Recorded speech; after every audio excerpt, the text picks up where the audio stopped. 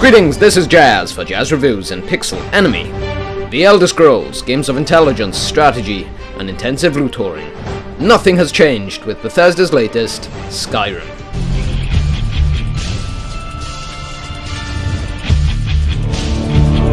I fight for my people, impoverished to pay the debts of an empire too weak. The High King is dead. The region of Skyrim ripped apart by civil war with the Imperial Empire. Choose your side wisely. Rise up in rebellion with the Stormcloaks. Skyrim needs the Empire as much as it needs us. Or join the Empire and crush the Uprising. Either path could be considered good and evil, but I joined the rebellion as a native and true Nord of Skyrim. But the war is not the concern here, it's the return of the dragons. You play as one Dovahkiin Dragonborn, a completely customizable character with, of course, no voice acting, as is common and more effective in the Elder Scrolls games. Every quest is of course handcrafted, each with its own narrative and twists. Every quest is entertaining, some more than others. Based on the sheer complexity of the game, no playthrough will be the same. There is such a diverse questing system that provides so many multiple paths. Stories within stories that are all determined by your decisions in the game. The game and all of its quests are interesting. There is a history, a story behind it all. Skyrim is less the game, but more a different dimension, an entire world within our minds. Of course you'll find inconsistencies in voice acting and with glitches in scripting that somewhat affect the game's believability. There are better linear stories in the gaming industry with great character development, but as the overall package, with over 70 voice actors this time, and an infinite amount of characters and dialogue, Skyrim provides an experience and story that you cannot understand until you play the game.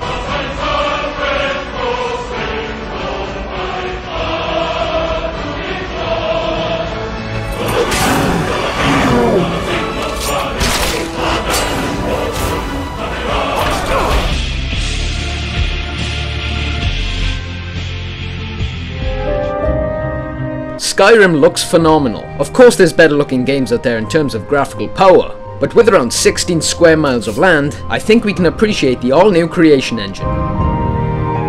Draw distance is quite impressive, as are the mountains overhead or the flowing river below.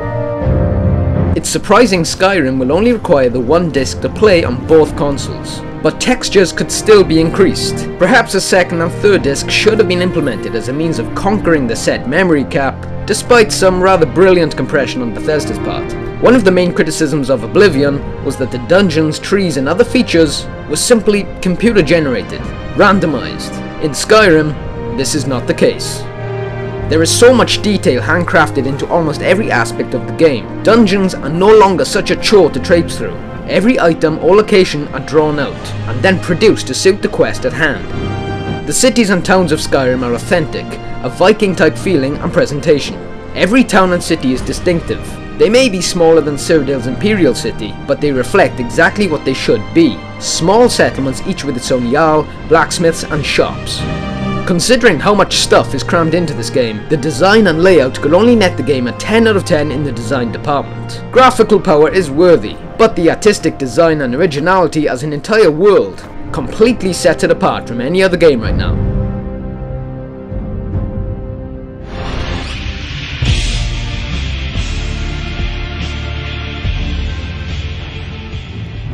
This is an RPG that does not force binding decisions on you prior to actually playing the game. You play as what you want and when you want. If you wanted to become a mage as well as wield a massive battle axe or sword, it's completely possible. Don't do that. What's the matter with you? Dual wielding is very welcome. Not only can you fight with two swords at once, but you can combine spells to make a bigger and more powerful impact on your enemy.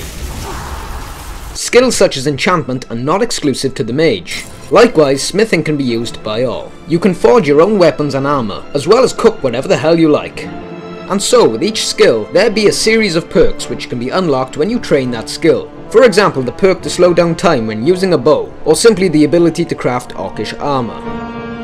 The majority of guilds such as Fighters, Mages and Thieves Guild make return. Sadly, there is no arena this time for some reason. But for those inquiring, yes, there is a Dark Brotherhood Assassins Guild, and it kicks ass. combat in itself is much more satisfying. I feel there's a more direct connection of fighting, in the sense that you're not simply swinging a sword back and forth aimlessly until the bandit loses all HP. At times, it does feel forced, and perhaps not as fluid as it could be. But the various schools of magic are without criticism. Bethesda have done a very good job in creating a very complex magic system that constantly forces you to think. Frost, for example, is used to damage, but primarily slow your opponent down. Shock should be used to drain enemy magicka used to create spells, whereas fire is for maximum damage. The schools of illusion, alteration, conjuration and restoration provide further food for thought. A ward spell is used to deflect oncoming missiles. And other spells could include tricking the enemy to kill his friend. Like I said, it's fairly complex. Dragons.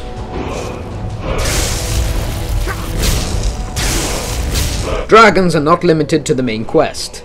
Any dragon can randomly attack the player in any town or city. Whilst combat may be repetitive at times, it's always satisfying. From every dragon kill, a shout may be consumed. Shouts are used to unlock particularly powerful spells that you can find in dungeons all over Skyrim. For example, the Whirlwind Shout is used to catapult a player 20 foot, so useful for avoiding traps or reaching certain ledges. Skyrim also provides the means of becoming a werewolf as well as a vampire in the game. There are obviously benefits and drawbacks to both abilities. There sure was in Oblivion. Lockpicking now follows the style of Fallout. No complaints. But horse combat is still not possible. Spears have not yet been implemented and puzzles are a little basic at times. But I cannot wait to see the next development for the next generation of consoles. There are still many aspects of the game that need to be improved. Many things could be implemented, bugs, animations and scripting, they need to be fixed.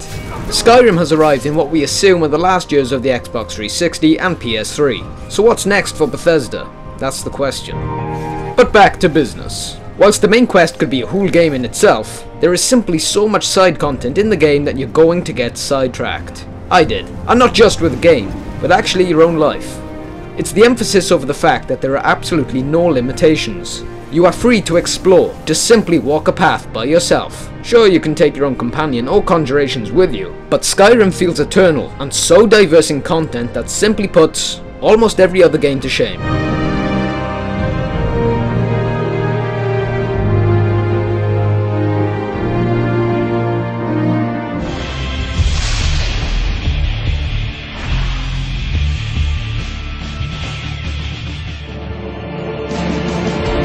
With such a rich and dynamic experience, and over 300 hours of gameplay, it may be worth the purchase. Sound design is also top notch. The Scrolls are famous for its soundtrack. Every situation is aided with powerful, epic, or even quiet and subtle variations when traversing through a dungeon. Such impressive audio helps set the mood, either when entering a shop or the build-up to fighting a ferocious dragon. Through hundreds of monsters such as trolls, giants and mammoths, through features of buying houses, getting married and executing your victims. I challenge you to state the game with more content than that of Skyrim. As anticipated, there is no question. For me, this title is definitely 2011's Game of the Year. The Elder Scrolls told of its return and almost perfect review scores. And so Skyrim automatically wins itself a place among the greats.